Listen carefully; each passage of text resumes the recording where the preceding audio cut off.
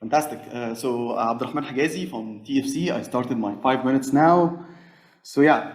Transport for Cairo is an Egyptian company. We started with a very basic idea of mapping all of transport public transportation network in Cairo, which is a 25 million inhabitant megacity. So it was not that easy. So we started working on our first GTFS feed to be presented to Google Maps, which got published in 2019, and then we launched the first sustainable urban mobility plan in Egypt for a 1 million inhabitant city in 2020.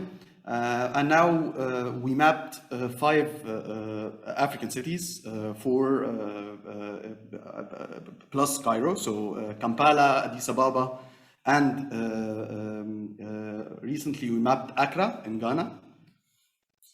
So what is the situation we are dealing with? Basically, we are dealing with megacities in Africa with millions of inhabitants. The informal transport sector dominates the public transportation provision with inefficient accessibility to jobs and opportunities.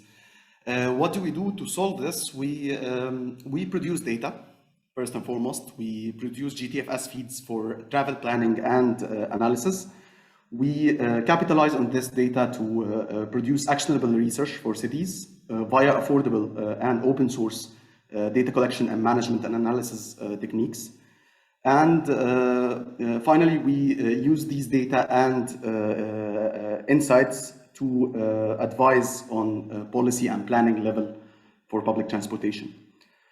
The first component of our work that I want to highlight is Route Lab. Route Lab is an open source data management and collection system for public transportation, especially in data poor contexts like African cities where public transportation dominate.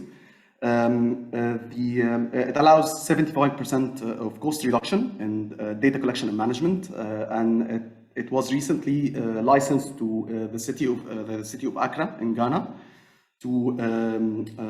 for a sustainable data collection and management and analysis operations for public transportation.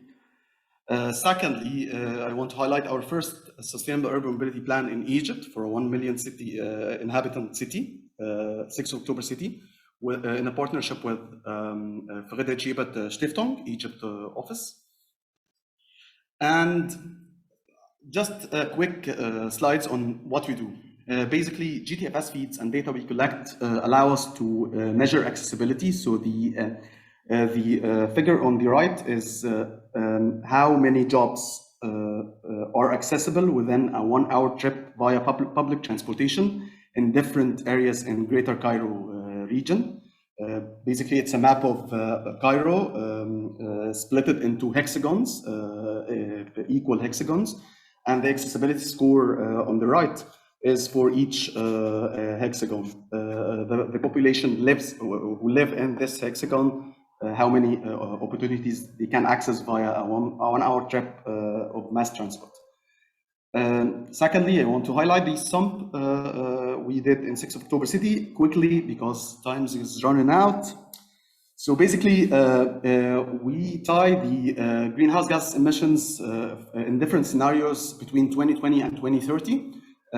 We tie it to the modal share on short commutes, less than 10-kilometer trips, and long commutes, more than 10-kilometer trips. So the do-nothing scenario, if we left the growth as it is in population, in travel demand and supply, we get 75% of growth in greenhouse gases.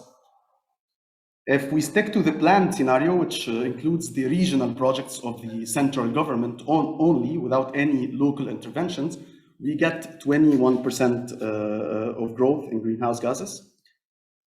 And according to the plan, which we proposed 15 different interventions, projects and policies in local level, we achieve just 7% of growth against around 100% growth in population. So it's like 46% reduction in greenhouse gases emissions per capita.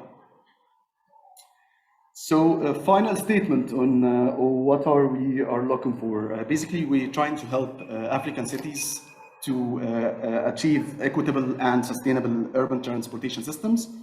And we do this via research, open data, open tools, and advisory services we provide. Thank you very much. 20 seconds. Thank you.